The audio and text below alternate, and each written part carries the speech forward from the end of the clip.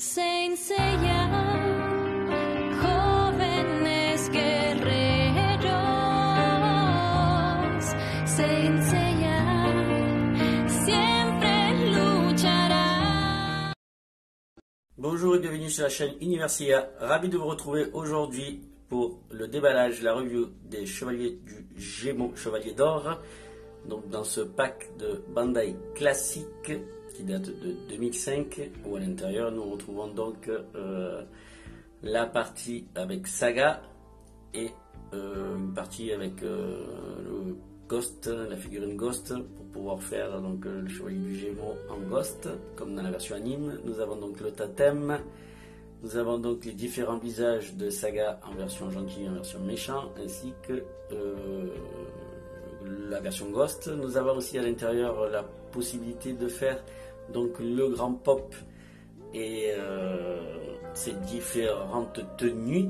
Alors c'est une version donc d'occasion, donc je tiens à remercier Wolfibir pour sa vente, donc très content de pouvoir récupérer cette mid-close, sachant que je vais beaucoup m'en servir pour le grand pop. En fait c'était surtout cette partie là qui m'intéressait, afin de faire mon petit diorama qui va aller bien avec. Donc là on va ouvrir un petit peu pour voir ce qu'il y a à l'intérieur. Donc on voit bien l'armure, donc le personnage de Saga, et de l'autre côté la version Ghost pour le chevalier, et les parties pour faire le grand pop avec les différents visages donc de Saga et du grand pop, tout ça à l'intérieur. Donc très content, super bien d'avoir autant de possibilités de monter comme figurine. Donc vous allez voir, je vais faire en fait le montage sur la version Ghost de l'armure. Ensuite il y aura le totem. Ensuite je montrerai également la partie grand pop, qui sera la partie qui va bien sûr m'intéresser. Donc voilà les différentes capes. Donc du grand pop pour mettre avec sa petite armure. Et de l'autre côté nous avons la deuxième tenue avec la toge aussi, et sa petite cape également. Et il y a également la cape pour le chevalier d'or une fois qu'il sera monté. Donc on est tout en métal, on est donc chez Bandai. Donc toutes les pièces de l'armure bien sûr. Voilà le contenu de l'autre blister. Donc on avait bien le collier, le plastron, le casque, que je trouve très beau déjà à première vue. Donc les différentes mains pour le pack totem, les visages, le poignard bien sûr. Et à l'intérieur également, donc du coup les guides de montage pour le totem et pour la figurine et pour le grand pop. Donc un deuxième manuel, donc il y avait une version française et puis une version allemande, et puis celle qui va avec la boîte. Voilà. Il y a également le trône aussi, j'ai oublié, oui. Il y a le trône à l'intérieur également. Je l'ai monté, donc j'avais déjà monté la figurine à part. Donc en fait je refais la review, donc du coup j'avais tout redémonté pour pouvoir faire la vidéo. Bon, le trône vous le verrez à la fin une fois monté.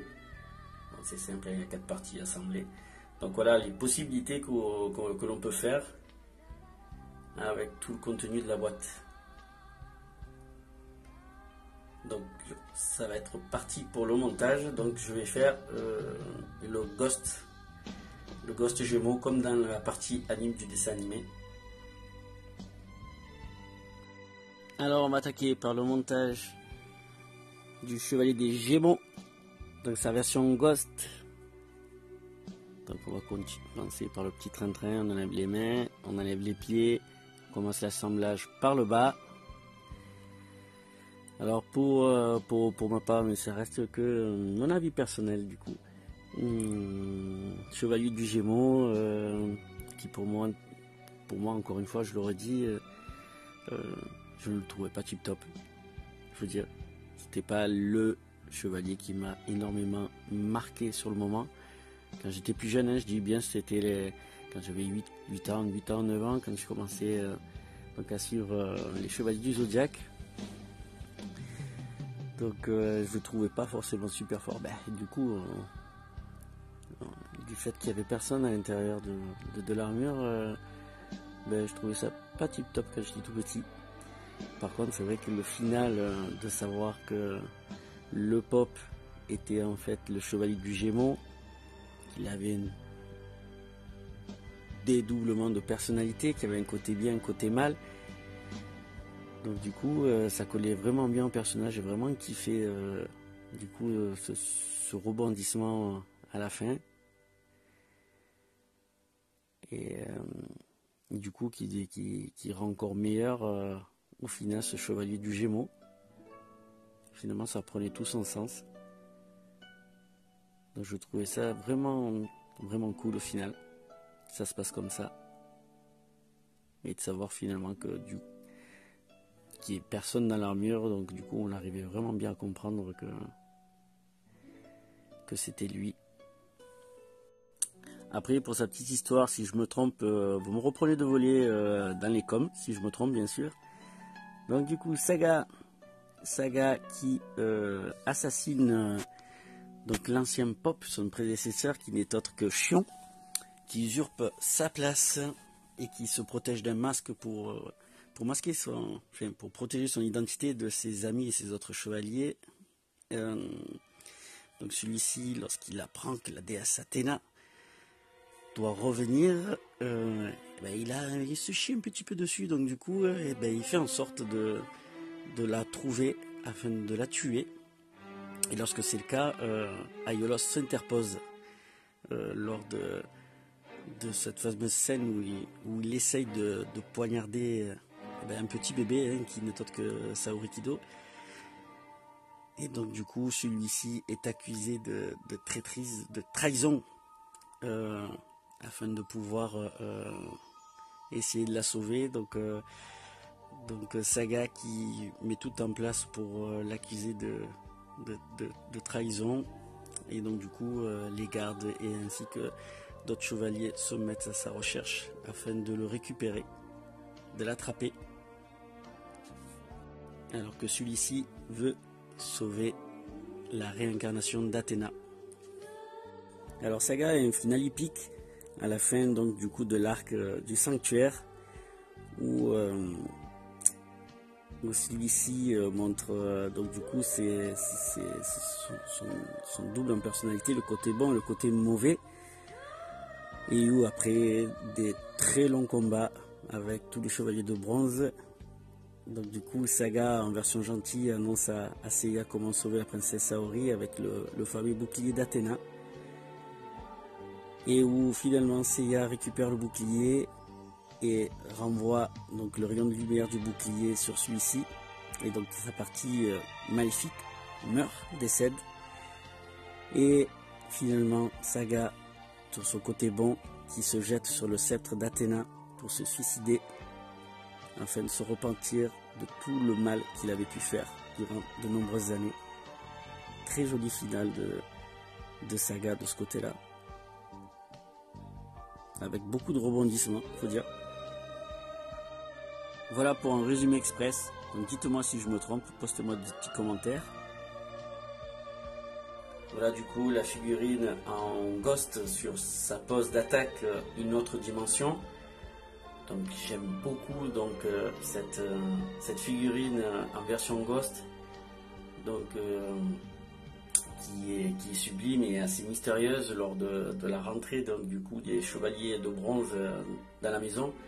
Donc de découvrir en fait une armure avec personne à l'intérieur. Donc je trouve ça superbe. Donc je voulais la garder comme ça plutôt que mettre Saga à l'intérieur en version gentille ou en autre version dans son autre version maléfique, parce que pour moi le chevalier du Gémeaux reste donc dans cette version là énigmatique, donc dans cette version ghost. Donc j'aime beaucoup cette version. Le totem ensuite, sur le montage du totem aussi, vous allez voir qui est sublime, ce totem également dans la version du Gémeaux. Donc rien à dire hein, sur cette figurine, regardez comme elle est sublime. Elle a 15 ans et je trouve le rendu superbe. Alors c'est sûr, on est habitué à l'heure d'aujourd'hui à avoir des versions EX, mais il ne faut pas négliger les versions classiques qui sont de très belles pièces. Voilà, je trouve que, comme je le redis encore, pour les années qu'elles ont, je trouve qu'elles sont sublimes. Voilà, il n'y a rien à envier aux versions EX. Bon, voilà, peut-être au niveau des mains, les finitions, mais sinon, je la trouve très belle cette figurine.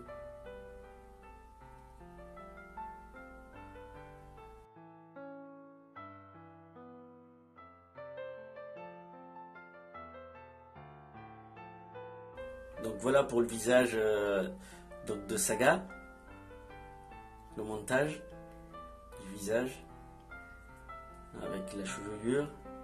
Voilà, il manque la petite partie voilà, qu'on puisse regarder. Donc je ne vais pas la monter sur l'armure parce que je veux qu'elle reste comme ça. C'est juste pour que vous voyez le rendu.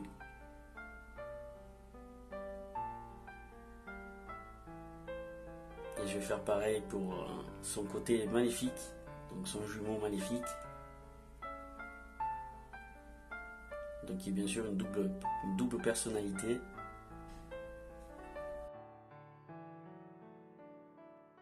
Voilà donc pour le visage maléfique de Saga, ainsi que sa chevelure dans l'anime. Ses cheveux gris, ses yeux rouges, avec bien sûr les longs cheveux. Donc je ne le mets pas sur la partie armure du Chevalier d'Or du Gémeaux. C'était juste pour que vous puissiez le voir. Je vais le garder comme ça avec l'armure Ghost. Voilà pour le totem du Chevalier du Gémeaux. Très joli totem. Facile à monter. Après rien à dire, je trouve que le rendu est plutôt sympa. Pas très haut comme totem, mais par contre très large. Enfin, très large. Je trouve qu'il prend un petit peu de la place, mais selon le positionnement des mains.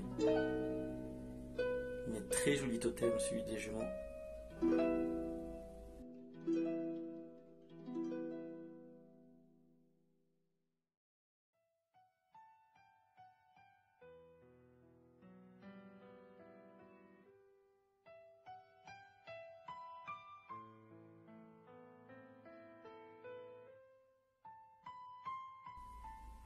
Donc voilà pour la fin de ce joli totem, celui des Gémeaux. On va regarder un peu sur quelques angles, afin que vous puissiez voir un petit peu le rendu. Et on va s'attaquer au montage du pop que voici. Donc j'ai redémonté l'armure du Gémeaux pour garder le corps version Ghost. Voilà. Alors on va y intégrer cette jolie cape qu'on va bien positionner.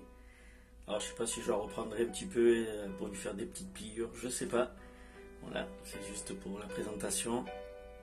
Ensuite je vais y intégrer le plastron, ce joli plastron, et mettre par dessus le collier. Et enfin je lui mettrai le beau visage ainsi que ce casque somptueux.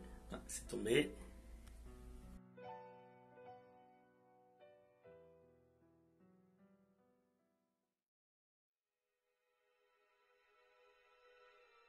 Voilà le collier. Maintenant le visage que voici. Très joli visage. Et le casque est somptueux.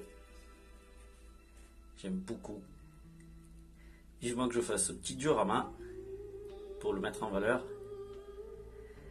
On intègre le visage à l'intérieur et on le met dessus. Voilà. Voilà pour le pop le grand pop. Magnifique. J'aime beaucoup. Très joli rendu, très jolie pièce.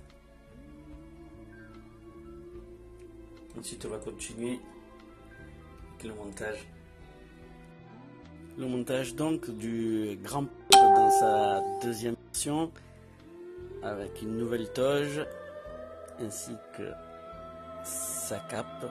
Donc là du coup je démonte les bras pour pouvoir le rentrer comme il faut à l'intérieur car ça ne passe pas avec les bras. Voilà, on intègre les pieds. Voilà, en l'occurrence je mets les pieds en or parce que les pieds noirs sont sur l'autre pop. Et ensuite on réintègre les bras.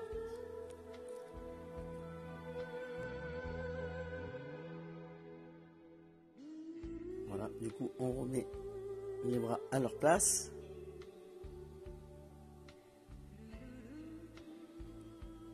Voilà, on replie à l'intérieur la toge et on rentre. Voilà. Donc à la main je lui intègre la fameuse dague, le fameux poignard qui servira à la tentative d'assassinat de Saori, ou bien de la déesse, la réincarnation de la déesse Athéna, au tout début alors qu'elle était qu'un bébé, et Caiolos est allé la défendre et l'enlever des griffes de Saga. Donc voilà, avec le fameux visage de son côté maléfique. Il a un petit peu de mal, le bras retombe un petit peu. Bon, je tire sur la toge, le bras redescend. Bon, la pièce est d'occasion, donc voilà. C'est pour ça que j'avais un petit peu de mal. Voici le rendu. Mais je ne vais pas la garder avec ce côté maléfique. Je vais la garder avec le côté bon de ce pop.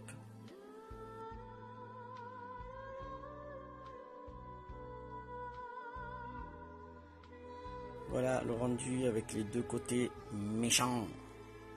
Les côtés méchants de Saga.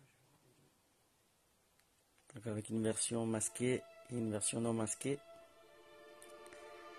Donc maintenant je vais essayer de... Enfin, je vais garder la même tenue et rajouter simplement la tête de Saga côté de sa bonté.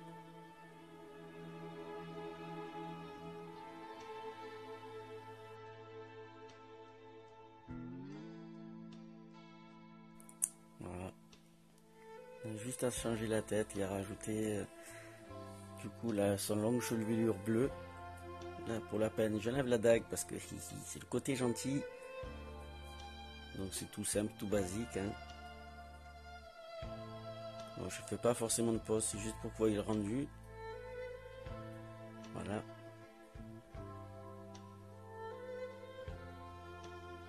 Donc j'ai tous mes personnages pour pouvoir faire le duo. Là voici le trône également. Voilà, qui avait été déjà monté, donc c'était un trône qui est plutôt sympa. Après la couleur, la teinte de la couleur, j'aime un petit peu moins bien. C'est du plastique.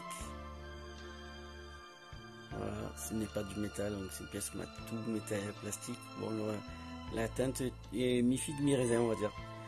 Mais toutes les pièces sont là pour faire mon futur duo. Voilà. Donc je vais vous le présenter sur un support. Et voilà le rendu final sur le montage, le trône, le totem, le grand pop version AS. Voilà, j'ai un petit peu de pause, c'est pour ça que ça tombe pas. Et le pop dans sa version gentille de Saga. J'ai de quoi faire pour mon duo. Alors si vous avez aimé cette vidéo, je vous invite à liker, à vous abonner si ce n'est pas déjà fait et à activer les cloches de notification afin de recevoir les futures vidéos, vu qu'il va y en avoir quelques-unes très prochainement.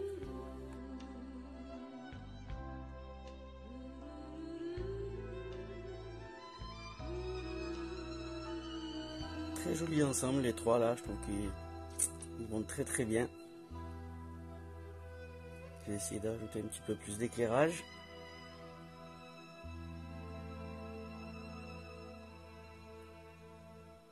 Ce poids, il va falloir investir sur quelque chose d'un peu plus large.